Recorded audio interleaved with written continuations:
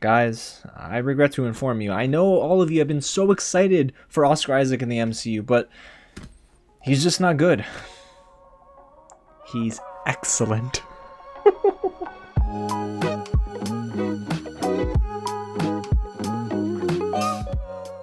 What's going on, you guys? James here with another real review, and I have to stop tricking you all with my intros like that. Eventually you're going to catch on, but today I'm here to talk about all 4 episodes that I've been able to see early for Disney Plus's Moon Knight. Thank you so much to Disney Plus for even giving me the chance to watch all 4 episodes for review. The first episode debuts on Disney Plus March 30th, and guys, it's a 6 episode limited series, and let me tell y'all, you're not ready for what you're about to witness. Moon Knight is directed by Justin Benson, Mohamed Diab, and Aaron Moorhead, and it stars Oscar Isaac, Ethan Hawke, May Kalamawi, and F. Murray Abraham. Now, the series is complex, y'all. I can't front. I have not actually read a single issue of Moon Knight. I just know of it from what my friends have talked to me about. My buddy, my good friend actually, Ren, has been giving me a lot of background on Moon Knight. But you know what? I still wasn't prepared for what's ahead. So if you don't know what this show is all about, let's get into it a little bit. Moon Knight is about a man struggling with dissociative identity disorder and is granted the powers of an Egyptian moon god, Khonshu. However, he's not the only one on the hunt for ultimate power from an Egyptian god,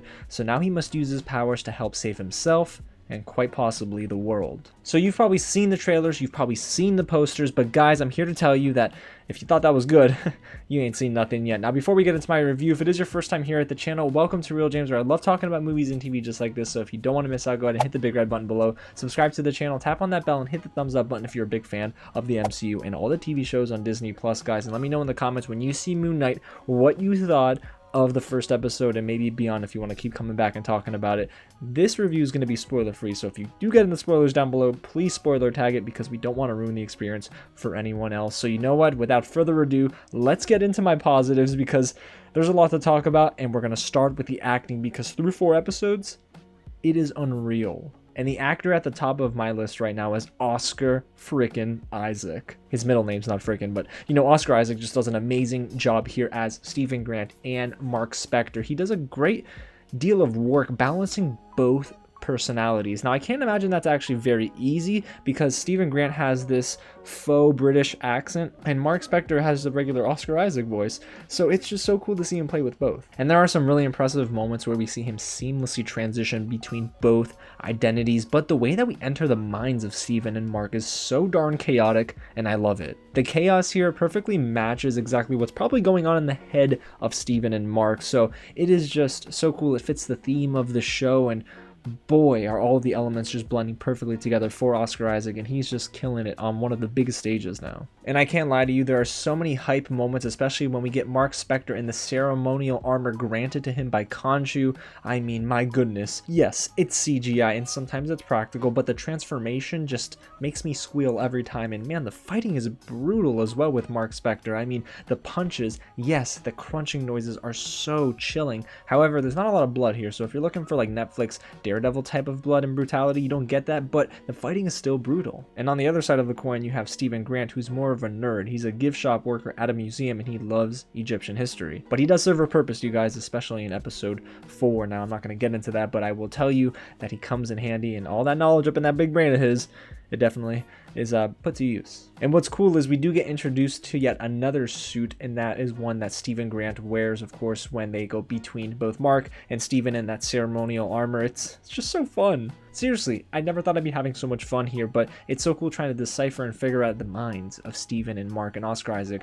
just does an exceptional job. But let's move on to the next actor here that's on my list, and that is Ethan Hawke, because he is just an amazing lead here. He plays Arthur Harrow, a man obsessed with finding the tomb of Ammit, another Egyptian god, and yeah, the man is crazy. But I love how sinister this performance is without being too over the top. So I think Ethan Hawke, what he's doing here is he's kind of having fun with the role, but he's taking it very seriously at the same time. There are some moments of camp, and then there are just some moments where you can tell he is locked all the way in, and I was hanging on every single vowel and syllable the man was uttering from his mouth. So Ethan Hawke, we know him as a legendary actor already, but the way he's been introduced into the MCU, I just want him here to stay. He is so darn good. And of course, you know we're gonna have to talk about May Alamawy, who plays Layla, an expert tomb raider. Seriously, there are some vibes I get between her and Marc and Steven when they go and explore these tombs and they go out in the desert. It gives me some like Uncharted Tomb Raider vibes, but I think Layla is an amazing complement here to Marc and Steven. But more specifically, May Alamawy does an awesome job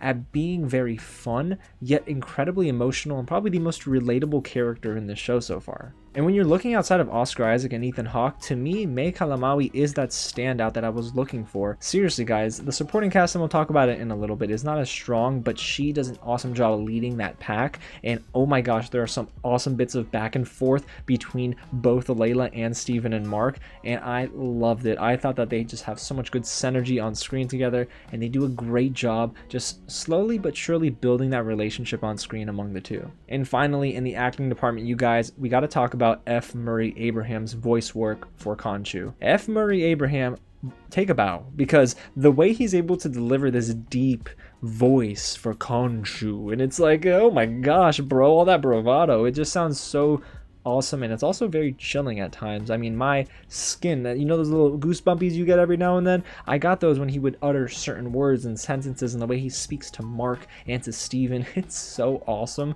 And I just love the fact that we get those moments very often in this show, but it's not overused. Alrighty, so we have some amazing acting here, but what about the rest of this series, guys? And I gotta talk about now the direction in the cinematography. We're gonna shout out the directors one more again. Justin Benson, Mohamed Diab, and Aaron Moorhead are just an incredible trio here, and the work that they do with Moon Knight is exceptional. I love how they construct each episode, and I can't tell you enough how much I love the pacing. Oftentimes I forgot that I was even spending an hour with these episodes. It just breezed on by, but they do something really cool in this as well. Through 4 episodes, you have episodes 1 and 2 that are more action oriented, but episodes 3 and 4 are slower burn, and we get to learn more about the characters, so it's a deeper character study, and then the payoff is definitely worth the wait. So I just can't get over how awesome the way that this story is structured so far. And you might think that this is all action, a ton of CGI, but it's not. You guys, there are even horror vibes throughout each of these episodes, with the 4th episode being the most thrilling of the bunch. Think the movie The Descent. Yeah, and even outside of the directing here, I love how each shot is framed in this show, and it speaks to how wonderful the cinematography is by Gregory Middleton, who also has credits on Watchmen and Game of Thrones. I mean, there are some eerie scenes, there are some absolutely jaw-dropping, beautiful bits of imagery here, but the way that Moon Knight simply would even sprint across a rooftop and jump from building to building, and you see the crescent moon in the background, it's just gorgeous. And then there are shots where you see the stars moving across the sky, some incredible reflections in a pond, and even just the back and forth conversations Steven and Marc have with one another in the midst of action scenes. So many different shots and moments blew my mind, especially in episode 4. Let's just say, I will never look at a hospital the same, and I was in love with a lot of these long, dark hallway shots that they play with.